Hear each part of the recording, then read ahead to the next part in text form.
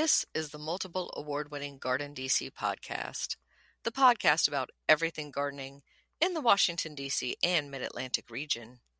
I'm your host, Kathy Jentz. I'm the editor of Washington Gardener magazine. Our content is aimed at gardening enthusiasts, people who grow everything from edibles to ornamentals, natives to exotics. If it grows in our area, that's what we talk about. Welcome to episode 254 of the GardenDC podcast. What if you could helm a garden magazine?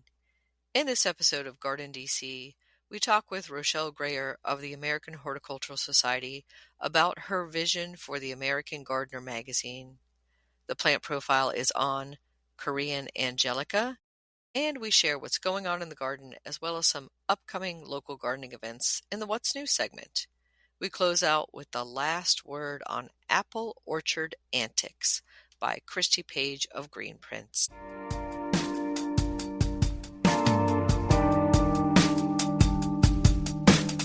This episode, we're joined by Rochelle Grayer, editor of American Gardener for the American Horticultural Society. Welcome, Rochelle. Thank you for having me. Great to have you. We're going to talk about the new direction that the American Gardener magazine is taking. But before we dive into that, Rochelle, we like to ask our guests here at the GardenDC podcast, were you born with chlorophyll in your veins and a green thumb? Well, is anybody, but I did grow up gardening. I grew up in Colorado mostly. I was an Air Force brat. And my mom's side of the family are all ranchers from Montana. And my dad's side of the family, farmers from Kansas. So, ranchers and farmers, it's kind of in our blood. I have great grandmothers who were garden club presidents, and as were like every generation down, except for me. But I think my job kind of counts in some way. Mm-hmm. I think I'm carrying on the tradition, just not quite the same way. We grew all of our own food. We had that yard on the block that everybody knew about because it was just full of plants and stuff all the time. We were always out in it. Interestingly, though, I didn't become a landscape designer until a little bit later in my career. And one of the reasons was it just never seemed like anything you would do professionally to me because we just did it as part of our life and lifestyle always. So that was kind of a weird thing for me that I kind of came into as an adult of like, wow, like people actually do this for a job. That's odd. But yeah, I grew up gardening. And so what was that in-between profession that you pursued before you discovered that plants could be a living? I wanted to be an astronaut as a kid, and I pursued that to a big degree. I went to college. I was learning how to fly, did the whole pilot's license thing. I got a degree in applied physics, and I went to work in the aerospace industry for a while. Worked on flight simulators for F-18s and helped launch satellites and various things. I never became an astronaut, obviously, but I did work in that industry and software and technology and, hard science for a number of years before changing careers. And when you were pursuing those aviation science and engineering studies, did you have a garden on the side? I did. I went to school at PI in upstate New York, and my first place I lived all on my own was actually in Old Town, Alexandria. My first job was at Hughes Aircraft in the Washington, D.C. area. And I didn't have a garden then, but I remember there was this guy who lived across the hall. We each had like one bedroom apartments in one of those 4 square kind of up and down apartment buildings in Old Town. And he was my age. We were both like young 20s, and he was obsessed with growing basil, and I was obsessed with him growing basil. Like that was amazing to me. Like this guy who lived across the hall just had like all these basil plants that he was growing from seed, and he was doing this in our kind of dark little apartments. So I thought that was very cool. But I didn't have my own garden until a couple years later. My husband and I had moved back to Denver. Then husband, we were engaged. We actually lived a block away from the Denver Botanic Garden in our first apartment. And then we bought a house, about a mile from there. And that was our first garden. It was tiny and and sun-baked like you wouldn't believe. But I planted trees. I mean, I think maybe it was about 15 feet wide and maybe 25 or 30 feet deep. But yeah, I planted so much crazy stuff in there. I had no idea what I was doing. But like I think I planted a tree about 5 inches from my deck, like an ash tree. I'm sure it's not there anymore. In a raised bed, no less. So yeah, that was my first garden. I was in my 20s of my own. Nice. Yeah, and I've walked around that neighborhood all around the Denver Botanic Garden, and it's such a fun little neighborhood, and you're so lucky to have been so close to it and kind of have that in your backyard. Yeah, Paniote Calatus is actually on my editorial advisory board at the magazine. Hmm. And it's funny, when I met him for the first time in person, I realized he's been at the Denver Botanic Garden quite a long time. And I did the math because, as I mentioned before, my mom was a garden club president. And I remember one of the things that at least her garden club did was they helped, this is way back in like the late 70s and early 80s, helped the Denver Botanic Garden raise money, I guess. I don't remember, with plant sale. So the plant sale, like all the garden clubs would like chip in on this plant sale that was at the Denver Botanic Garden. And I remember going to it and like crawling around under the tables because I was a little kid. And it struck me that actually Paniote, I might have met him way back then when I was like a little kid and he was first starting out at the Denver Botanic. That's part of my origin story.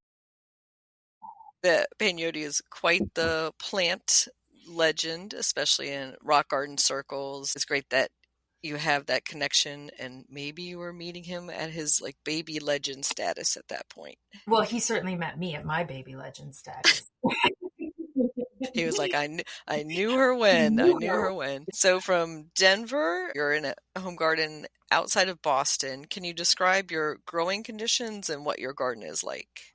Yeah. So I don't live in Boston proper. I live in a town called Harvard, which is sort of like the first town where it gets to be real, like apple orchards and horses, kind of like a real bedroom community, just kind of beyond the suburbs, which we're still only 45 minutes away from Logan Airport, but on a good day. 2 hours on a bad day, but I have a house that we have a fair amount of property here, almost 6 acres, and it sits right on top of a hill, which I think is amazing because right next door to my house is an observatory that is owned by the Smithsonian Institute and Harvard University, and it was a SETI site for a long time. So we used to like to joke when we first moved in here over 20 years ago that they were like sending out SETI sites, are those sites that are sending out the signals to whoever might be listening in space, So very, search very, for intelligent life. yeah, Yes. that exactly. And so that it's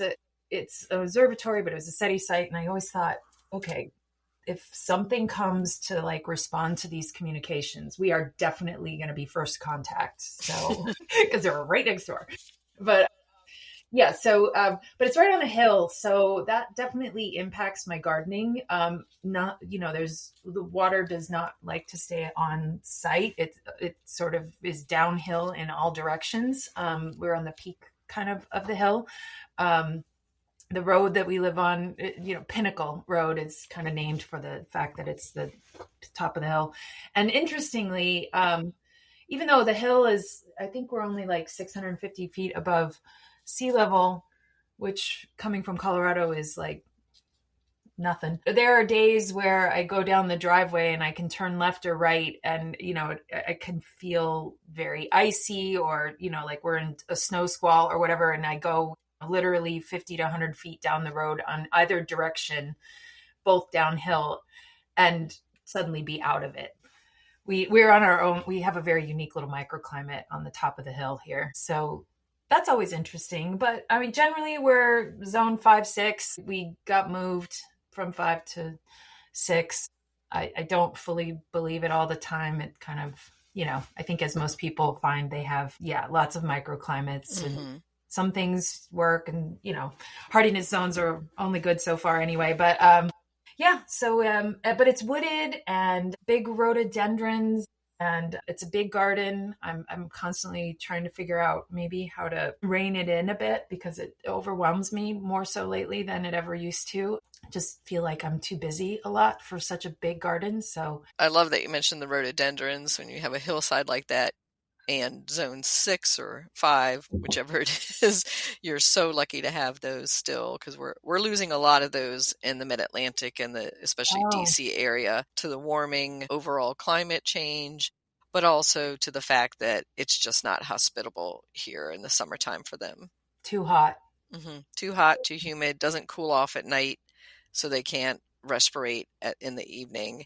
And Oh, then a lot of people, there's just not the slope or the elevation that they really need. right, right.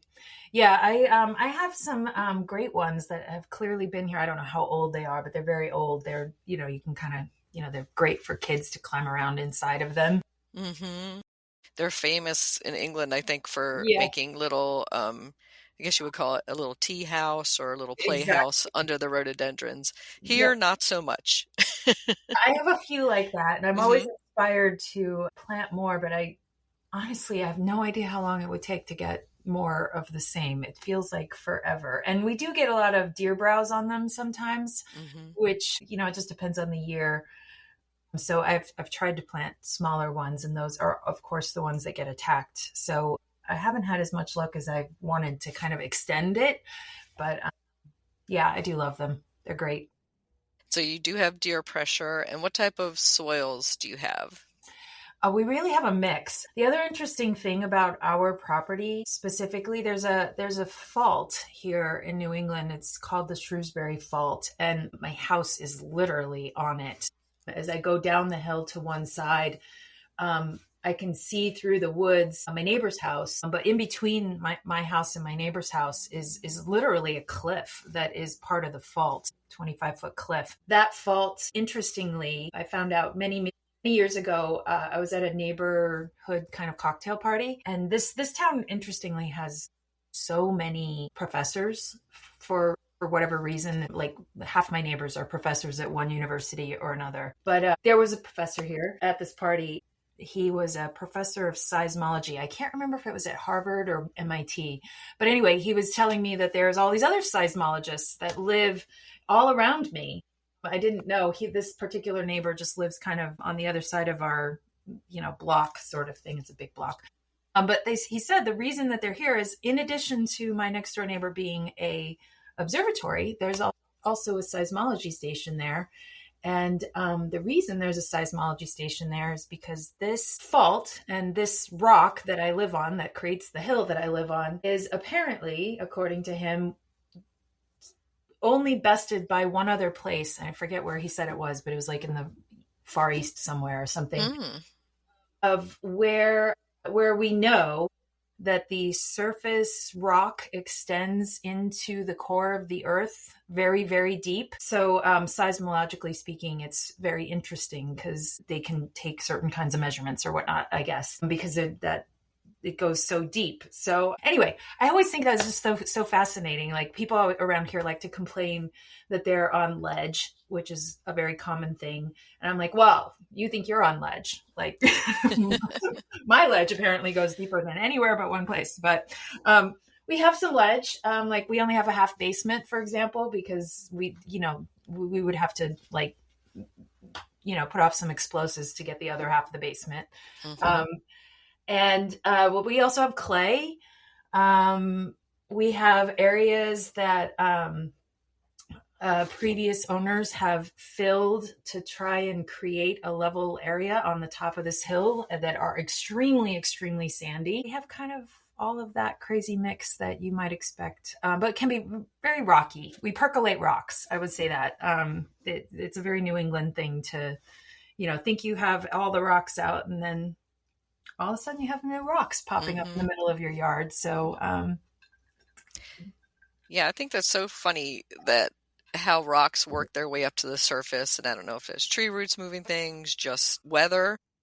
I don't know Just, either. yeah, it's an interesting phenomenon that you It is. think you've cleared all the rocks, and then the next season you throw a shovel in the soil and you're like, nope, that Nope, that there's hit another one. something. Yeah.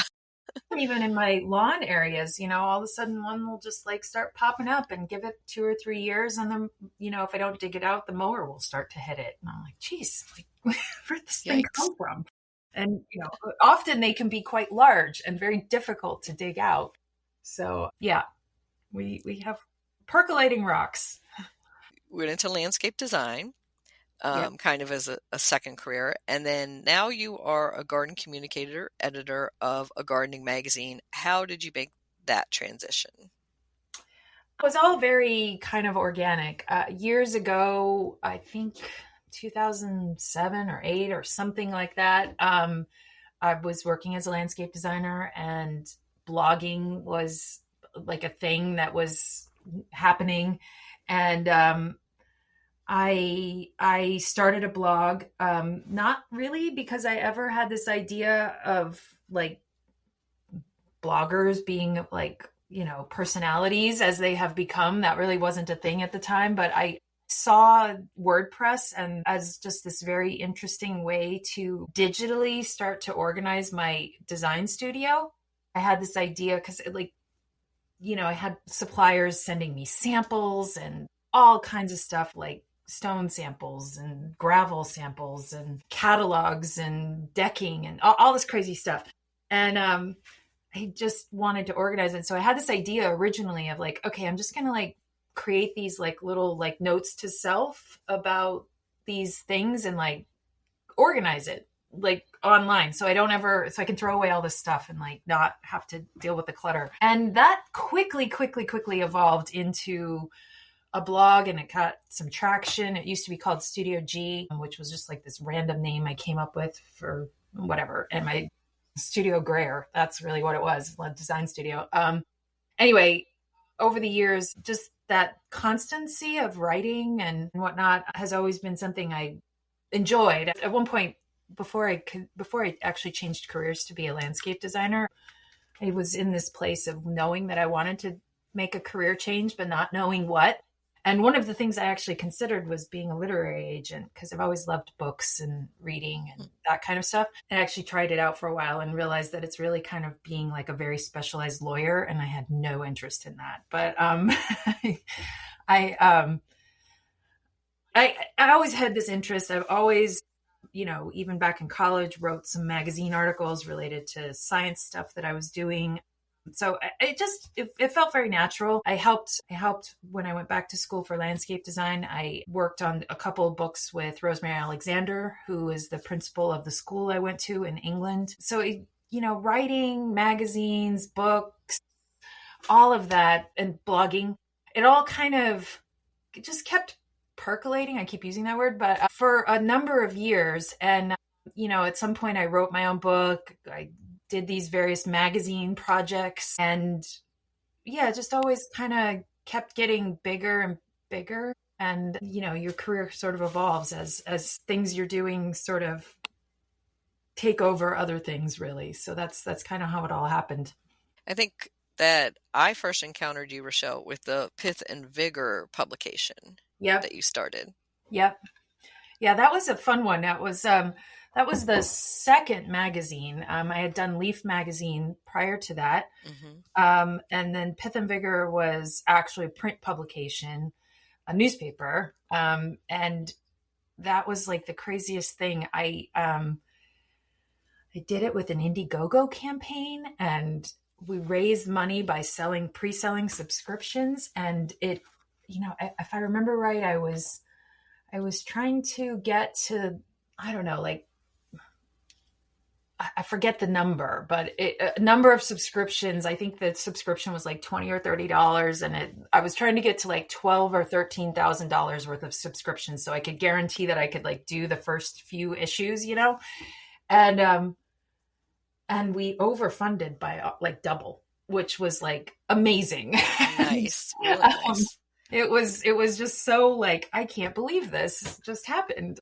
So it was really great, and it was a fun thing to do. Yeah, we did 6 issues of that over a few years, and that was my first like, wow, magazines and print publications are a lot of work.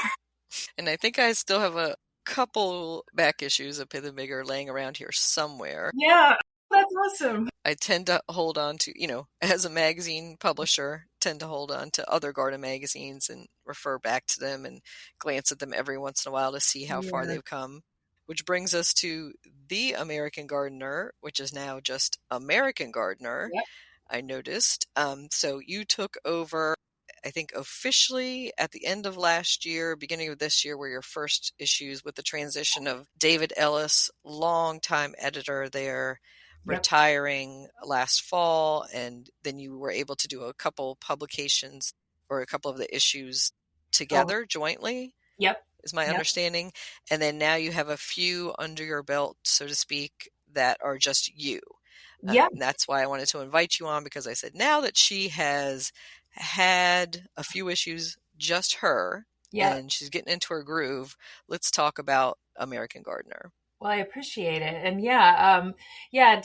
David's official last kind of thing was right before the holidays last year. So it's almost a year now as we're Mm-hmm. going into the fall. The January, we kind of did a changeover at the January issue.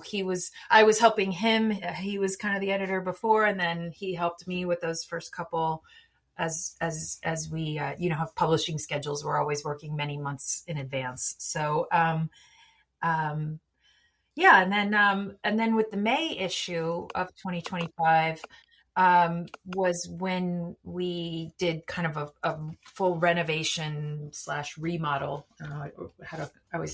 I'm never really sure what to call it, of the layout and the design and some of the departments of the magazine. And that's when we dropped for example, and a bunch of other kind of evolutions, which was really exciting. So now the issue that should be arriving, if it hasn't already arrived for people, will be the September-October issue for 2025. And that's the third one under the new design layout, which is, it's exciting to start to see them. I'm looking at them actually here, like all together, like looking like a set or a collection, mm-hmm. like more than one. It's cool. Yeah, I think it. Looking at some of the prior issues under David Ellis's direction and yours, and obviously the slightly more modern look to it. Definitely stands out. And I also note it is volume 104. So for listeners, that means it's 104 years in publication, a magazine, when you have the volume number and then the issue number. So that is quite a legacy. And the American Horticultural Society started around 1920, so that makes sense, 104. Yep. So did you find stepping into that legacy daunting? Where do you see yourself in that timeline? I think I'm just proud more than anything of, David is quite a historian, my predecessor, and he shared stories of some of our predecessors and sort of the legacy that we both were carrying forward with our tenures. And it's definitely something that I think, like, just very proud to be able to, be part of that. I don't know how many editors there have been, but there are many that are just such impressive people. I'm blanking on the name. David had this picture in his office at AHS, and it's this, I think it's like a pencil sketch sort of drawing, rendering of one of our predecessors. And I believe, David, if you're listening to this and I get it wrong, you'll have to send in and correct me. But there's a whole series in the 20s and into the maybe it's the 30s into the 40s of covers of the magazine that are they're like carved, stamped covers, and they're like these amazing, so like woodcuts, yeah, yes, and they're just amazing to look at, like artistically amazing. And I believe it was he himself, he was the editor of the magazine. He did the woodcuts, but he was also, I'm totally going to get this wrong, he was like the Secretary of the Interior and also like a very prominent like azalea breeder or something Mm-hmm, like that. mm-hmm. Like he was doing all of these things. So AHS magazine editor, like Secretary of the Interior, this amazing artisan woodcut person, and like this, I mean, just like talk about a polymath of a person, and like just somebody who I think, how cool, it's amazing to be in that. People who take up this job Mm-hmm. are just all so interesting and have given such a passion to the magazine and to the industry through being the editor. Is just, yeah, I was just proud to do it. Yeah, and I think I know who you're talking about. Of course, his name just escaped me too. Yeah, I We'll can't come back. remember. We'll come back to it because he's a legend in the DC area, because I believe he also was working with the U.S. National Arboretum and, again, the azalea breeding program there. And I know our listeners will be shouting out his name while they're Probably, hearing yes. this. And I'm we'll sure I circle have some we'll detail circle back to that in a correction. second. I'm fine with that. Yeah. And we'll circle back to that. But there have been many great writers, photographers, staff members of AHS for the American Gardener.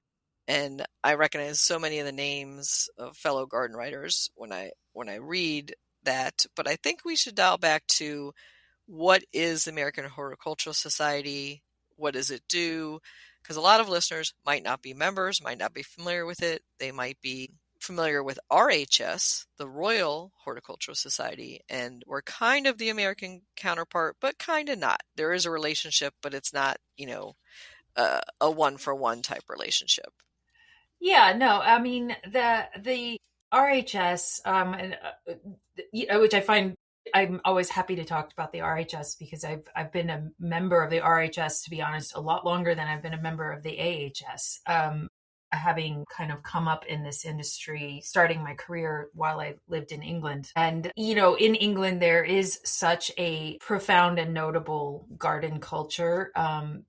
When I started my career there as a garden designer, I actually found it incredibly intimidating. I felt like I remember I had to do an interview to get into the school I went to, and they asked me about my plant knowledge, and I was like, thought I kind of knew things. But what I realized very, very quickly was, coming from Denver, my plant palette was extremely limited by comparison to what you can grow in England, which makes sense, of course. I just had no idea how broad, part of their garden culture really extends from them being such a political powerhouse for so long, and explorers and whatnot, and bringing all of that horticulture and plant stuff back to England. But they have this tremendous growing environment. And so all of that feeds into this like culture of gardeners, and the RHS is really that organization that supports all of that, not just nationally, but really internationally.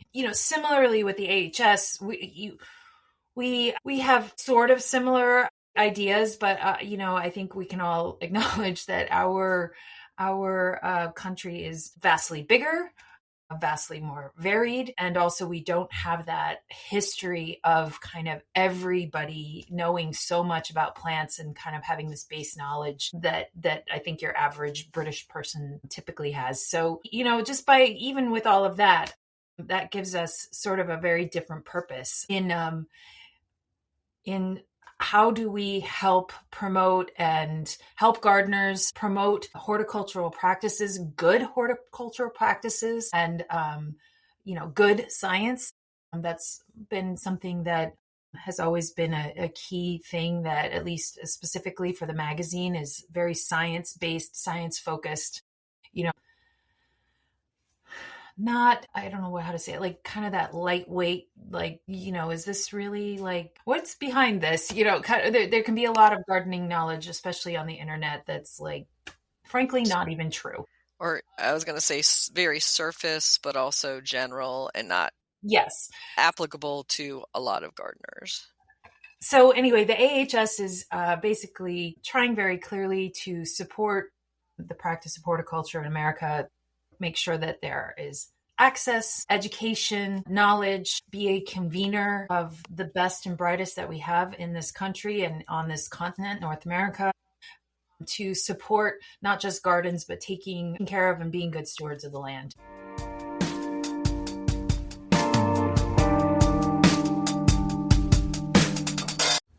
GardenDC will be back after this short break. Get low-maintenance alternatives to lawns with Ground Cover Revolution by Kathy Jentz. Reducing the lawn is among the biggest trends in homeownership, with an endless stream of homeowners looking for an eco-friendly alternative to a traditional turfgrass lawn. In the last few years alone, over 23 million Americans converted part of the lawn to a natural landscape, and now they're looking to do even more. The biggest challenge to adopting this new ideal of the perfect lawn? Knowing how and when to replace your turf, and which plants are the best ones for the job. Ground Cover Revolution is here with all the answers you need, and some you didn't even know you needed. Included are 40 in-depth profiles of plants that are perfect choices for replacing a grass lawn. There are options for sun, for shade, for dry and wet sites, and for various climates around the globe. There are choices that bloom, options that are evergreen, and selections that are deer-resistant. Kathy Jentz has also included an incredibly useful chart that gives you all the specifics on each of the 40 choices for quick reference and to make your ground cover selection process even easier. Whether you want to replace the entire lawn or just reduce the amount of land dedicated to turf, Ground Cover Revolution will help you usher in a new and improved idea of what a beautiful lawn should be. Ground Cover Revolution is available now wherever you buy books, including Amazon.com and Bookshop.org.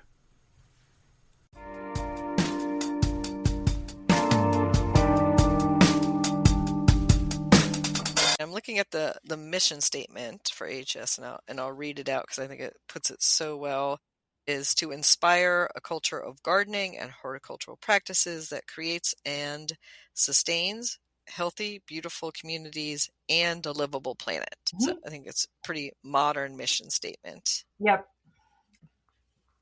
We've been working on tweaking it, and I think we've decided it doesn't need tweaking, to be honest. I think we're good with it. I would think the first part of that, inspiring a culture of gardening, where do you see your part in that? Well, I mean, the magazine is really, I feel like, with my tenure here, I've started to think of my job, even though I was hired specifically as the magazine editor. It feels like it has grown and needs to continue to grow beyond being just a magazine editor, but we are kind of a group of content creators. That's a much more modern term, because frankly, so many people don't necessarily get all their information from magazines anymore. They get it from online sources, YouTube, Instagram, wherever. They get it through different organizations. So we're trying to figure out what is the best way to meet audiences where they are. The magazine, we put a lot of work into creating a beautiful magazine that's very, very appealing and something that, might inspire somebody to join the organization. The magazine is a member benefit. So if you're a member of the AHS, you get the magazine. But also to figure out ways to get good garden and horticultural information out to as many people in general. We kind of firmly believe that is our mission, is to educate and inspire people, not really in the way that like a media company would, that's all very, advertising focused and, it's a profit sort of thing. This is really like, kind of in that classic nonprofit heart on your sleeve kind of way, just trying to get good information out, help people to grow better practices, grow things that are appropriate for their place, grow things that are going to help our climate, our ecosystems, all of that. I'm glad you brought up the other communication channels that the society has.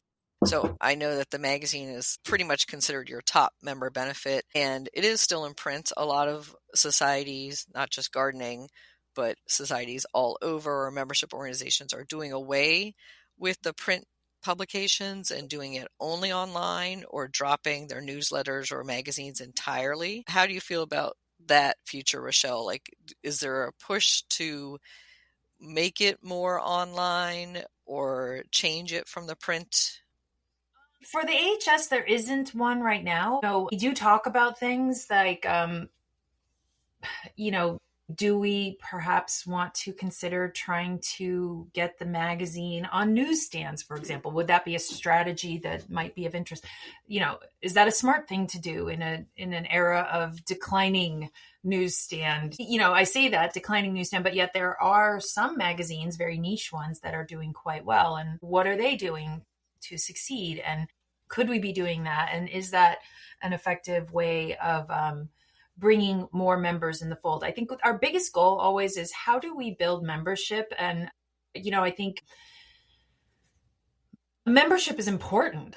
And we could talk about it with plant societies or all kinds of things, but being part of the community and building communities through organizations like the American Horticultural Society or others, it enables those organizations to draw on that collective membership, not just for knowledge and resources, but influence. And that influence can really fill a lot of holes that maybe, need to be filled as there are shifting administrations politically, things that, areas where maybe other things that we might have relied upon aren't filling those holes anymore. So making sure we have good data, making sure we have consistency of news, horticultural news specifically in our case, making sure that resources are available for gardeners, and partnering with all kinds of organizations that are doing things related to us. The Horticultural Society, we sort of see ourselves as this like big umbrella that we hope we can always, invite as many people into the tent as humanly possible, whether it's like plant societies, whether it's extension services, whether it's garden clubs, master gardeners, native plant groups, other publications, like all of it. We all kind of have this collective and similar interest in care and stewardship of the land, for the betterment of everybody for the most part. And how can we constantly be helping everybody as best we possibly can? Yeah, and I was happy to see in the recent issues the emphasis. You have a society pages section celebrating plant communities past and future. Was, I think, the debut in the July-August issue. Am I correct? Yeah. Yep. And I was going to say, with my work with the Azalea Society, and I'm pulling out the issue to look at it here, I'm the one who actually designed the ad and submitted it on behalf of the Azalea Society. But doing kind of partnerships with plant societies was a great initiative. Yeah. I think there are so many organizations that, have some little corner of the horticultural world or some, focus of the horticultural world that, need help, frankly. Like they, plant societies, I think many, not all, but many have sort of been suffering declines in membership. And in hearing that and kind of seeing that as a general trend of organizations in general, are people joining things like they used to? I'm not sure, and how can that be reversed or changed, or how can things be evolved to better serve people? Because I think the bottom line is it's community. It's like local and, in-person level community that we're all sort of craving and maybe not finding the structures there as much as they once were to join and become maybe more connected to each other, in a more analog way than just, following somebody on social media or something.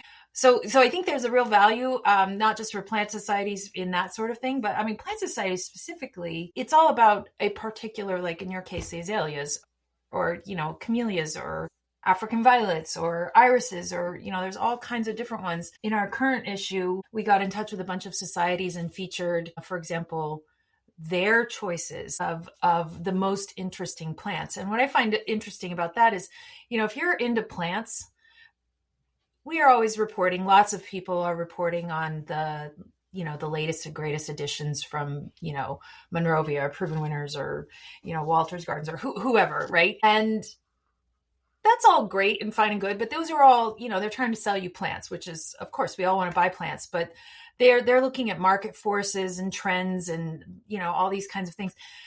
It's a little bit different when you're talking to somebody who's, grown azaleas their whole life or for a very long time or whatever. It doesn't even matter how long, but very intensively and very much knows that group of plants, knows kind of the ins and outs of it, and maybe finds something interesting as the stock is evolved and breeding evolves. What's new and interesting? What do they find new and interesting? I think they're very different. So in the most recent issue, it's all about the award-winning plants from plant societies, which I think, if you look at the story in the magazine, it's different than what you might expect to see coming out as the new plants. And in fact, I would say a lot of these plants might be the thing you see, a few years coming, from the bigger, commercial plant propagators and whatnot. So I feel like it's interesting. It's like the real grassroots.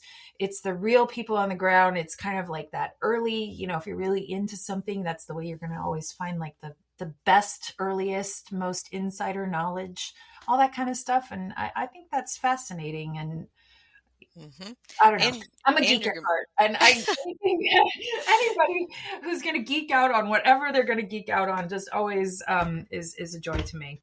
Yeah, I would say not only are you going to source the best from plant societies because they know which one have been the true doers, the real good, ones that have lasted over decades and proven themselves, but also the rare and not available. So from the Water Garden Society that I work with and the Daylily Society, I know there are some niche plants you just can't go in a garden center, certainly not a big box store. You're never going to get these. The only place you're going to get this certain orchid, this certain dahlia is through your local meetings of your Dahlia Society or your local meetings or orchid show or sale. And circling back to why join a plant society, I watched Join or Die, the documentary recently, and I highly recommend that to all listeners. It kind of takes its inspiration from bowling alone theory and that research that came out a decade or so ago.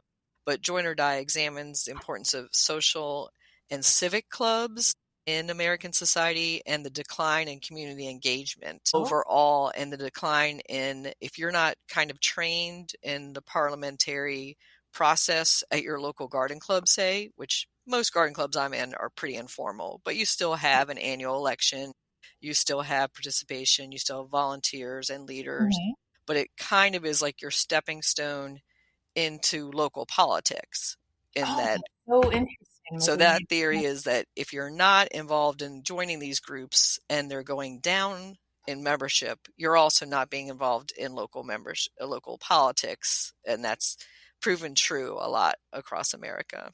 That is fascinating and interesting. Yeah, the title "Join or Die" is a little dire, but it is a great, well put together documentary. I highly recommend that for not just plant society people, but groups of all kinds are documented in that documentary. And then I wanted to circle back, since we're talking about azaleas and Azalea Society again. Of course, it's B.Y. Morrison. How could I forget his name? B.Y. Morrison, yes. And he was editor of American Gardener for 37 years. And Ben Morrison is a huge fixture in my backyard of Tacoma Park, Maryland, and then the DC area, having been at the U.S. National Arboretum, introduced the Glendale azaleas at Beltsville, Maryland. Like, he is obviously a huge figure in local gardening, but also in the azalea world.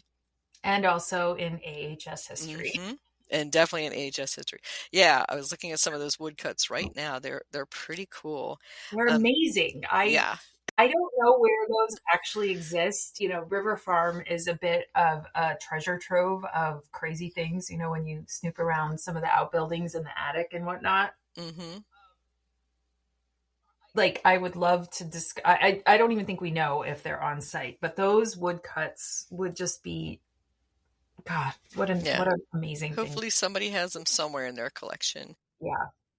That brings up AHS and River Farm. So those in the Washington, D.C. region, we know River Farm as that place a couple doors over from Mount Vernon, sitting on the Potomac River. It is a public garden. It's free and open to visit on most days. I think Saturday mornings is usually closed for weddings. but, check on the website for the hours just to make sure. But it is the headquarters of the American Horticultural Society. And obviously, Rochelle, you're working from home outside of Boston. How often do you come down to River Farm? I think since I started last year at this time, I've been down there a half a dozen or maybe more than that times. But I think in the future, about quarterly, but 4, 5, 6 times, maybe a year. So that's a little bit, yeah, I was going to say, probably it's a bit of a journey, a bit of a commute to be doing that more often.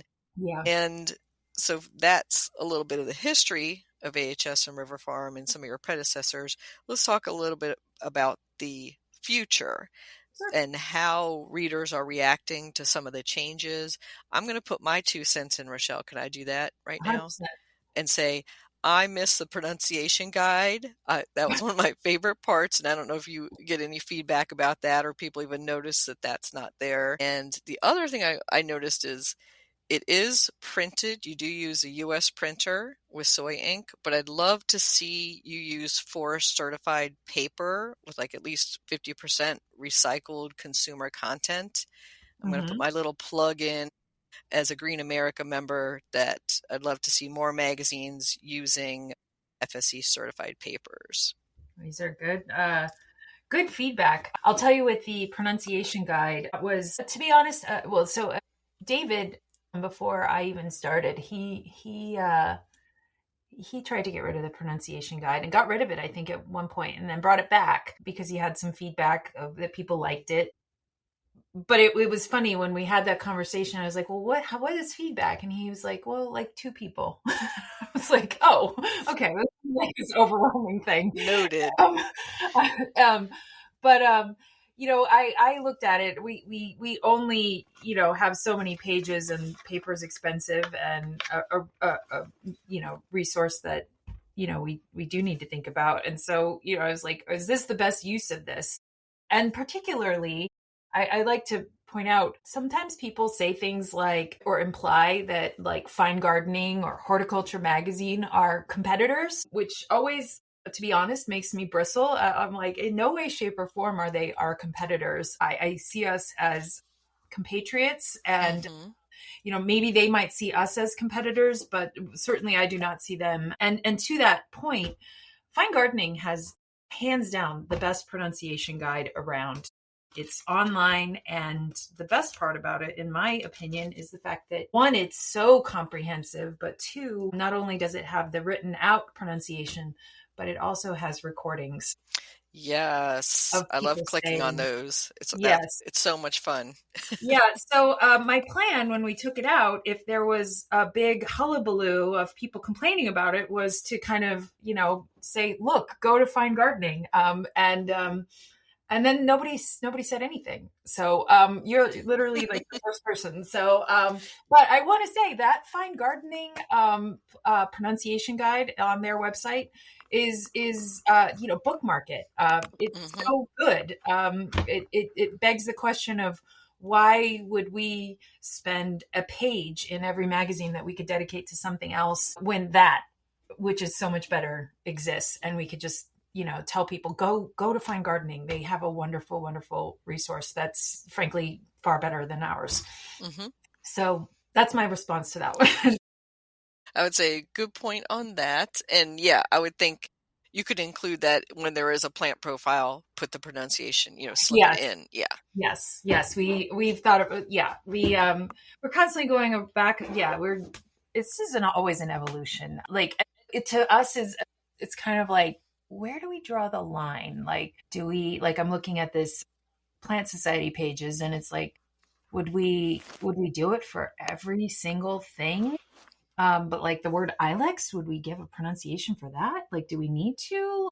I don't know. It's always kind of like, once you say you're going to do something, do you do it everywhere? How do you make the decision? And you kind of obviously can create a lot of work for yourself. We are a very small team, so that's another consideration. We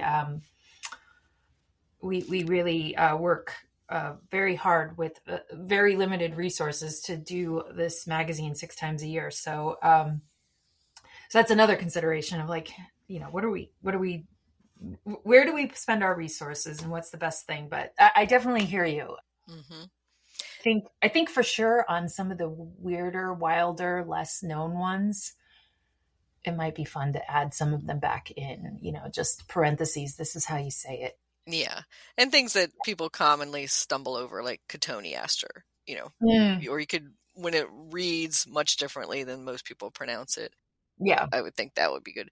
Although I have to say too, there's always people say botanical Latin in different ways, and there really isn't a right and wrong.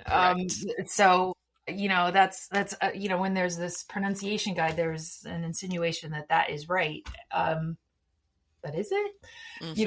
It's just more accepted. So I taught and still do teach garden design classes online. And it's a common thing that people, when they're trying to start doing gardening and garden design and things like that for themselves, that they feel very exposed because maybe they can't speak the language.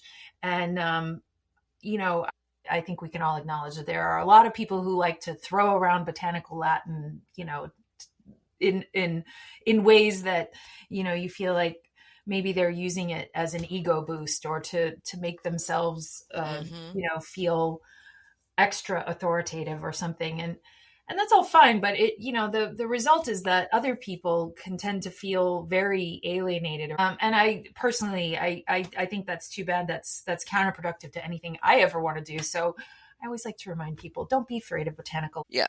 And how about other reactions from readers? Are you getting any good feedback? Lots of good feedback. Yeah, a lot of people saying that they really love it. They really love kind of the upgraded design, photography. Most recently, when you get the September issue, you'll notice a paper upgrade.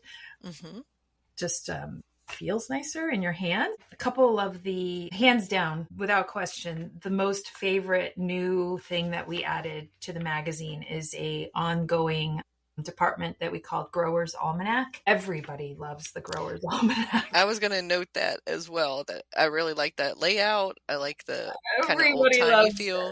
Yes. And yeah. It is. That's a fun one. We got a hit with that one. So I love doing it. I have to say it's one of the hardest ones to put together because graphically it's a bit of a puzzle. Our graphic designer actually calls it our puzzle. But yeah, it has the look of an almanac, an old-timey almanac, but we kind of try to put a, modern spin on it, a little bit with the design, but definitely with the writing. It's very personable. It's got some wry humor to it, very first-person practical. It's been written by Matt Mattis, who is our Senior Director of Horticulture and a very, very knowledgeable person. And between him and myself and our graphic designer is one of the most intensive pieces that we put together with every issue, but it's just really great. Like this current issue, we covered all about pumpkins and the difference between the various cucurbits. See, even I have trouble with Latin, but what's really in the pumpkin can? Is it really pumpkin? That kind of whole thing. And so, sorting through squashes and, what's better for pies and all that kind of stuff. Then we did another whole thing about thyme, the herb thyme, and all the different kinds of things. So there's lots of fun information in there. I forget what we did in the July, August one. But they're very fun to put together. And we really go deep on growing and tips. Oh yes, we did brassicas and things you can sow after the summer solstice, summer propagation of trees and shrubs, covering off softwood, semi-ripe and hardwood, different ways to propagate, and lots and lots of good information. So kind of that classic almanac guard, like deep knowledge though. Like you're not going to find it really, like it's kind of stuff that, like, one of the things that I really focus on as the editor in an age of AI is really, it's really just reflecting back what the internet as a whole kind of says. And Mm-hmm. as we all know, there's a lot of misinformation on the internet. So often, I think many people, if you've played around with AI, particularly with gardening, you might get some pretty crazy things that it might suggest. But also, it's not, you can tell it's not coming from a real person.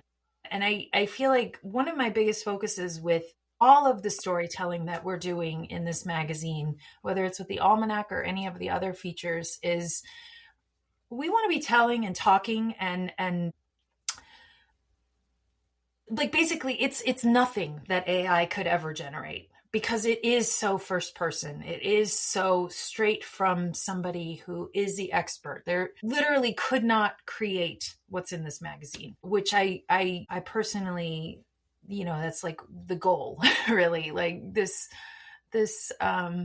knowledge is just so personal, intense, first person, unique, combined with the story that somebody is telling of their own experiences that, yeah, you're not going to find it anywhere else. You're certainly not going to find it in a place where somebody is using AI generated content, because it can only be given from one gardener to another, really.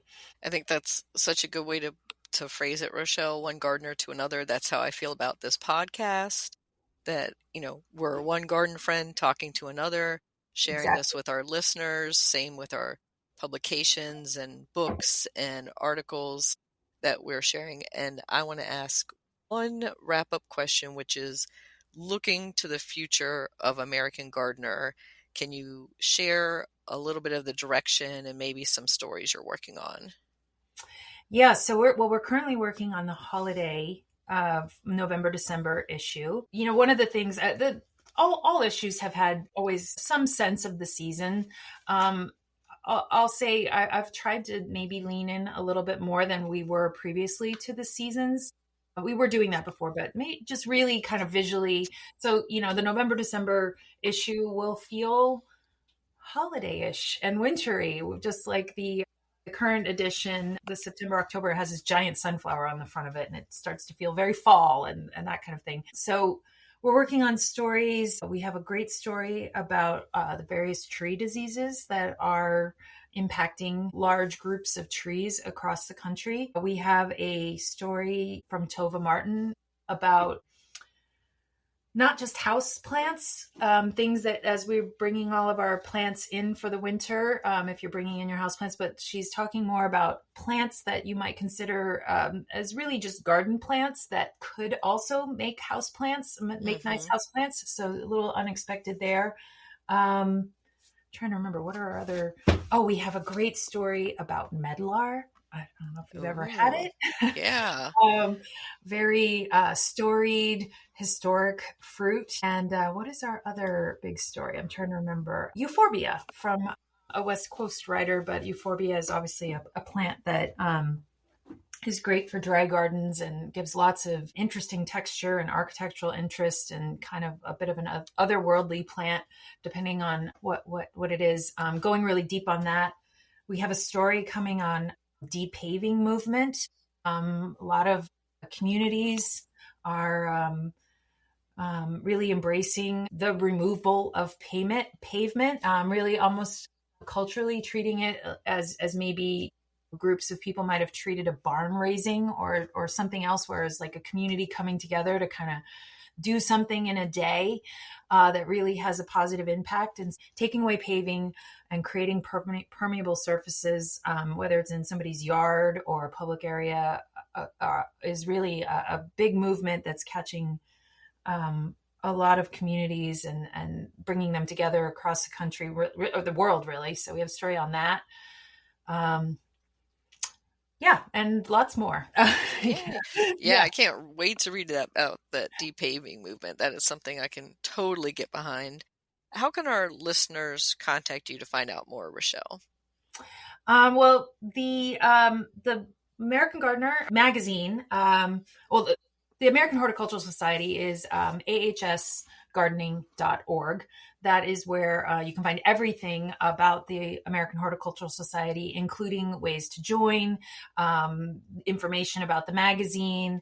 If you wanted to contact the editor, advertising, we have a tremendous travel program. We have all kinds of classes and things going on that are for members. We also, just to say, we have, as of, I believe yesterday, we have 300 and expected to get to 400 by the end of the year gardens that are in the American Horticultural Society's network. So if you are a member, you can get into all of them across the country and some in Canada for free or discounted rates. Anyway, we have more benefits than just this magazine. So all of that can be found on ahsgardening.org.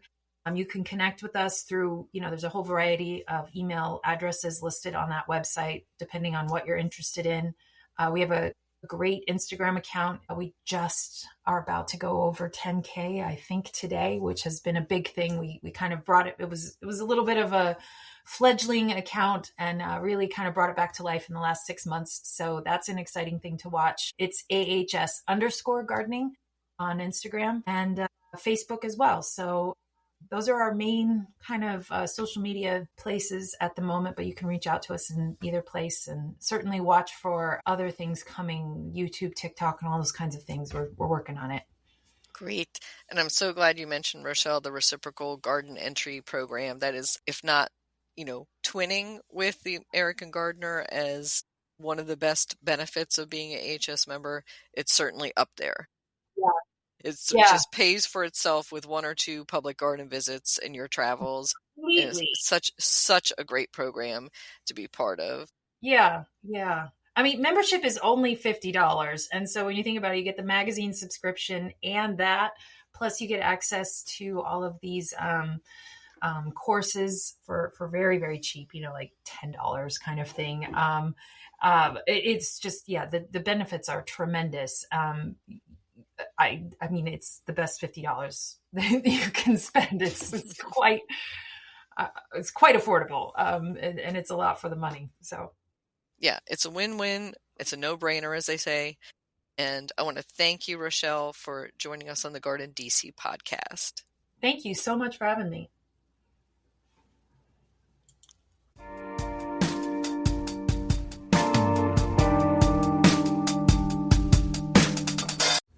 GardenDC will be back after this short break.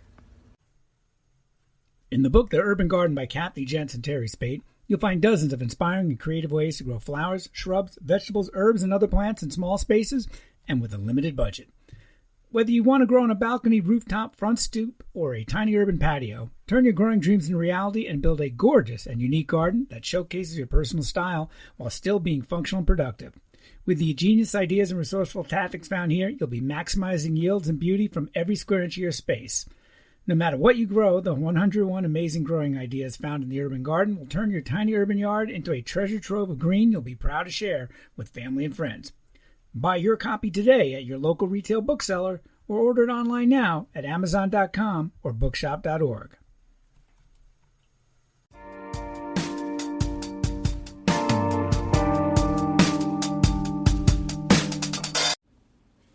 Korean Angelica plant profile. Korean Angelica, Angelica gigas, is a biennial flowering plant with stunning burgundy flowers atop a tall stem. It's also known as purple parsnip or giant angelica. It grows to 5 to 6 feet tall and makes a striking architectural plant in a mixed flower border. The flowers are a large domed umbel that unfurl from a tight ball in a dramatic fashion. The flower stalks are also a dark reddish purple. Korean Angelica blooms in late summer, and the flowers attract a wide variety of pollinators. The plant is not long-lived. It's hardy to USDA zones 4 to 9. It's native to Korea, Japan, and China. Korean Angelica grows best in full to part sun and well-draining, richly amended soils. Plantsman Barry Yenger introduced Korean Angelica to U.S. gardeners while at the U.S. National Arboretum. Let it reseed in fall, and then the next spring, move the first-year seedlings to your desired locations to bloom the following year. The plant is rated as deer-resistant. It's used in Chinese medicine and is considered an ornamental herb.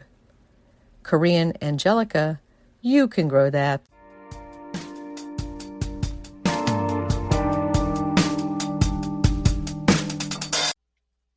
what's new in the garden this week? Well, I'm enjoying the blooms of my Joe Pye weed and the autumn bride heuchera. Over at the community garden plot, the green beans and cowpeas are finally flowering and forming beans and peas because they are tall enough now that they are out of rabbit range. In the garden tips that we shared this week, we focused on garden myths. In particular, it's a myth that pine needles acidify the soil. While fresh needles are acidic, their decomposition makes them more neutral and their impact on soil pH is negligible. For actual soil acidification, you would need to add specific soil acidifiers like elemental sulfur, which soil organisms can then convert to sulfuric acid. In local gardening events, if you're in the Washington, D.C. region, I recommend attending the BioBlitz Explore and Document Biodiversity at Kenilworth Aquatic Gardens on Thursday, September 11th from 9 a.m. to noon. That's with the Maryland chapter of the Sierra Club, and you can register for that at sierraclub.org events. You can join the Sierra Club to kick off the Anacostia Watershed BioBlitz with a walk to make observations at the aquatic gardens. They'll walk along the boardwalk and through the marsh and then onto the Anacostia Riverwalk Trail. They'll be documenting the abundant biodiversity of the vegetation and keeping a lookout for birds, reptiles, amphibians, and insects, and this will be on flat and easy terrain. Next, at Green Spring Gardens on Saturday, September 13th in Alexandria, Virginia, is a garden talk on fall vegetable gardening from 10:30 a.m. to 11:30 a.m. There is a fee of $12 per person, and you can register online at fairfaxcounty.gov/parks or call Green Spring Gardens to register directly with them. The talk is on planting a fall vegetable garden, extending the garden season so you can continue to harvest fresh produce. You can grow cool season vegetables such as carrots, broccoli, cauliflower, and Brussels sprouts. This is put on by the Extension Master Gardeners who will share their tips and recommendations. Next, the Harvest Festival is taking place at the Agricultural History Farm Park in Durwood, Maryland on Saturday, October 4th. You can enjoy a fun-filled fall day on the farm with traditional crafts, activities, music, and food. And the University of Maryland Extension Master Gardeners will be present, and you can see their demonstration garden. You can also tour the National Capital Dahlia Society's demonstration garden. It's $20 per car, and more details are at montgomeryparks.org. Finally, looking a bit ahead, save the date of Saturday, October 25th for the garlic planting party and bulb sale at the U.S. National Arboretum and Washington Youth Garden in Washington, D.C. Friends of the National Arboretum are invited to join the sale early for members-only bulb shopping. You could find out more details about that at FONA, that's FONA.org. Happy gardening!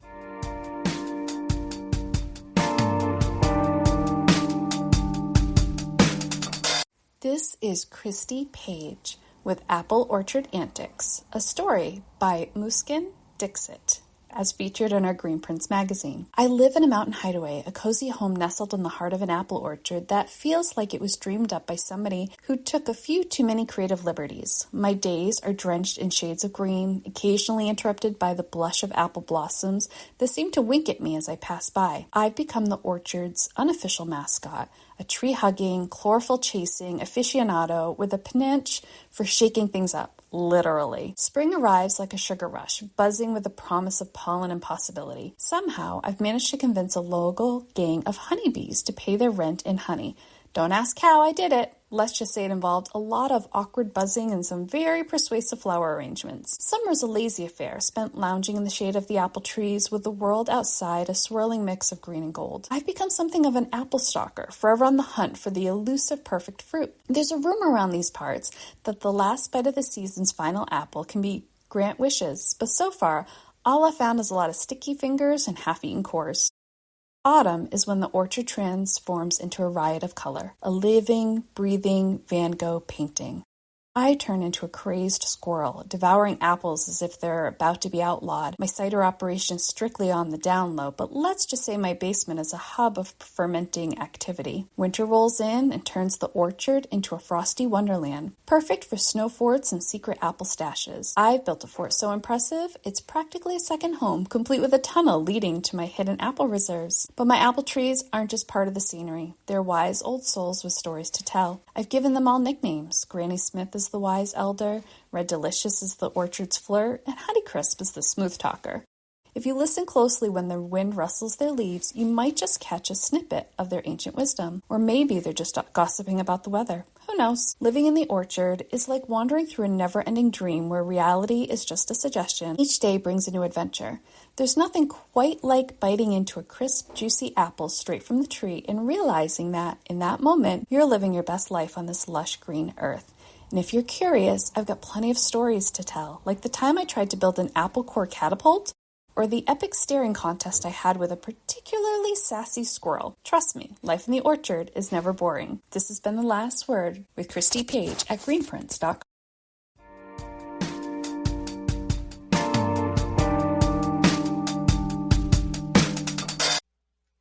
This episode was produced and hosted by myself, Kathy Jentz. The Let the Sunshine music interludes are by James Mulvaney. If you like this episode, you might also enjoy listening to GardenDC Podcast Episode 40, Botanical, Latin, and Labels.